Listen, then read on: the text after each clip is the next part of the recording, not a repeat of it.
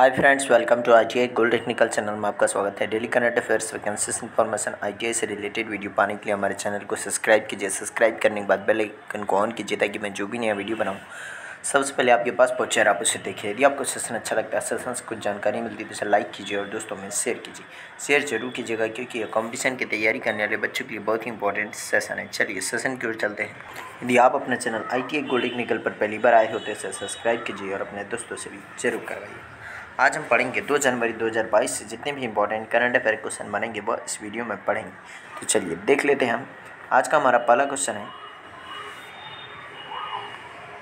हाल ही में किसने हिमाचल प्रदेश में 4 जल विद्युत परियोजनाओं की आधारशिला रखी है? तो इसके ऑप्शन यहाँ गलत है दोस्तों। इसका राइट आंसर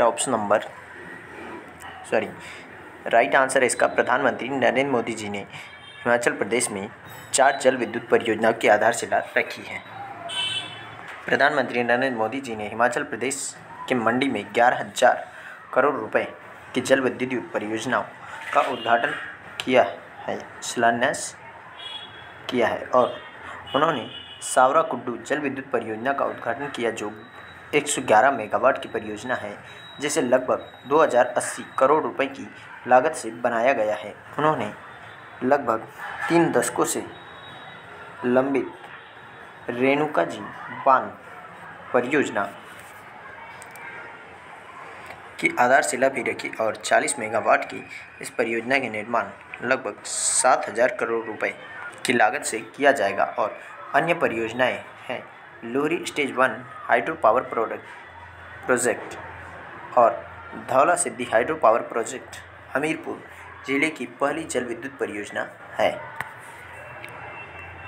हिमाचल प्रदेश की राजधानी है शिमला और इसकी ग्रीष्मकालीन राजधानी है यह शिमला और शीतकालीन राजधानी है धर्मशाला। और हिमाचल प्रदेश के राज्यपाल है राजेंद्र अर्लेकर और यहाँ पर मुख्यमंत्री है श्री जयराम ठाकुर जी। तो इस क्वेश्चन का राइट आंसर है प्रधानमंत्री नरेंद्र मोदी जी ने इसकी अभी आधारशिला रखी है। चलिए नेक्स्ट क्वेश्चन की ओर चलते हैं। नेक्स्ट क्वेश्चन है, हाल ही में निशस्त्रीकरण पर संयुक्त राष्ट्र सम्मेलन में भारत के नए राजदूत कौन बनेंगे? तो इस क्वेश्चन का राइट आंसर है ऑप्शन नंबर डी, अनुपम रे। अनुपम रे भारत के नए राजदूत बनेंगे। तो इस क्वेश्चन का right answer option number D है। तो यही है अनुपम रे जो अगले राजदूत होंगे। वरिष्ठ राजनयिक अनुपम रे जिनेवा में निरस्त्रीकरण पर संयुक्त राष्ट्र सम्मेलन में भारत के अगले स्थायी प्रतिनिधि के रूप में नियुक्त किया गया है।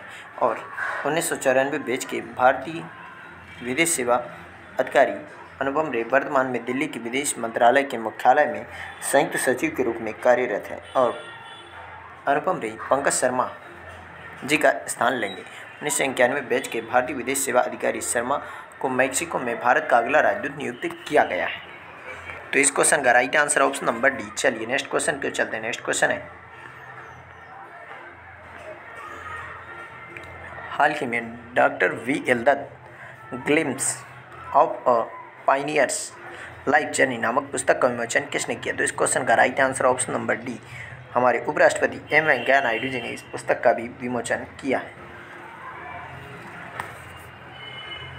भारत के उपराष्ट्रपति M वेंकैया नायडू जी ने चेन्नई तमिलनाडु में KCP समूह के अध्यक्ष प्रबंध निदेशक डॉक्टर VL इंदिरा दत्त द्वारा लिखित पुस्तक doctor VL Dutt glimpse of a pioneer's life journey का शुभारंभ किया। और पुस्तक केसी समूह के पूर्व अध्यक्ष स्वर्गीय वेलागापुड़ी लक्ष्मण दत्त VL दत्त के जीवन पर आधारित है। दत्त एक प्रसिद्ध उद्योगपति, परोपकारी और दूरदर्शी थे जिन्होंने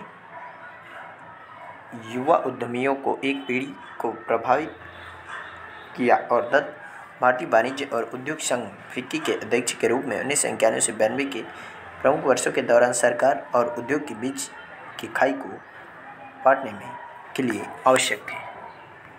तो इस क्वेश्चन का right answer option number D. चलिए नेक्स्ट क्वेश्चन की ओर चलते हैं। नेक्स्ट क्वेश्चन है, हाल ही में उपराष्ट्रीय सुरक्षा सलाहकार किसे नियुक्त किया गया? तो इस क्वेश्चन का राइट आंसर है ऑप्शन नंबर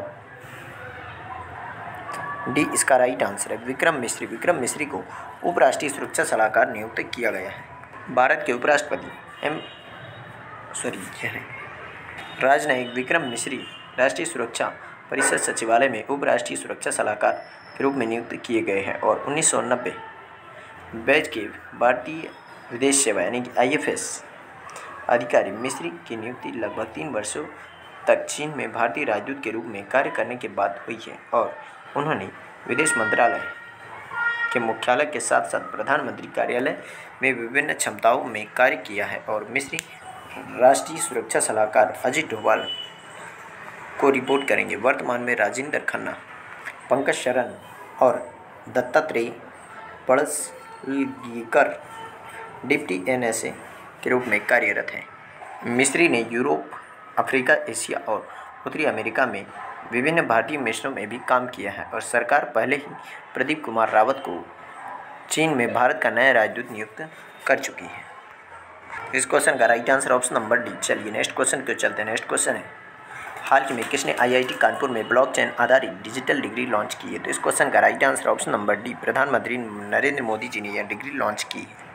राष्ट्रीय ब्लॉकचेन परियोजना की तहत प्रधानमंत्री नरेंद्र मोदी जी ने IIT कानपुर के 54वें दीक्षांत समारोह ब्लॉकचेन आधारित डिजिटल डिग्री का शुभारंभ किया और बाद में प्रधानमंत्री जी ने कानपुर मेट्रो रेल परियोजना और बिना पनकी मल्टी प्रोडक्ट पाइपलाइन परियोजना के पूर्ण खंड का भी उद्घाटन किया। ये डिजिटल डिग्री विश्व स्तर पर सत्यापित की जा रही है और अक्षम्य है। इस क्वेश्चन का right answer option number D. चलिए नेक्स्ट क्वेश्चन के चलते हैं। नेक्स्ट क्वेश्चन है, हाल ही में POS मशीनों में कौन सा बैंक दूसरे सबसे बड़ा बैंक बना है। तो इस क्वेश्चन का right answer option number B, Axis bank है इसमें दूसरा सबसे बड़ा बैंक बना है। एक्सिस बैंक वर्ष के दौरान 2 लाख से अधिक कार्ड स्वाइप मशीनों की स्थापित करके 2021 के दौरान 2 स्थानों की छलांग लगाते हुए देश में दूसरा सबसे बड़ा व्यापारिक अधिग्रहण बैंक बन गया है और यह बैंक की एक्सिस वन रणनीति का हिस्सा है, जहां यह एक स्टैंड अलोन सेवा के बजाय उत्पादों के अपने पूरे सरगम की पेशकश करके ग्राहकों तक पहुंचाता है। तो इस क्वेश्चन का right answer option number B. चलिए नेक्स्ट क्वेश्चन के चलते हैं। नेक्स्ट क्वेश्चन है, हाल ही में ICRA रेटिंग एजेंसी के अनुसार वित्त वर्ष 2022-23 में भारत कितने प्रतिशत की दर से बढ़ेगा। इस क्वेश्चन का right answer option number A, 9% की दर से। ICRA क्रेडिट रेटिंग एजेंसी की उम्मीद है कि भारत का वास्तविक सकल घरेलू उत्पाद यानी GDP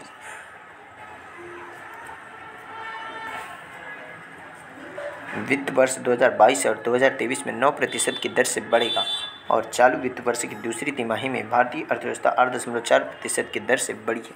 और ICRA ने कहा कि फरवरी 2022 की समीक्षा में मौद्रिक नीति के रूप में बदलाव की पुष्टि करने के लिए विकास की गति पर्याप्त नहीं है और समग्र आर्थिक स्थिति में सुधार के कारण फ्यूचर एक्सेप्टेशन इंडेक्स ने आशावाद प्रदर्शित करना इसमें जारी रखा है।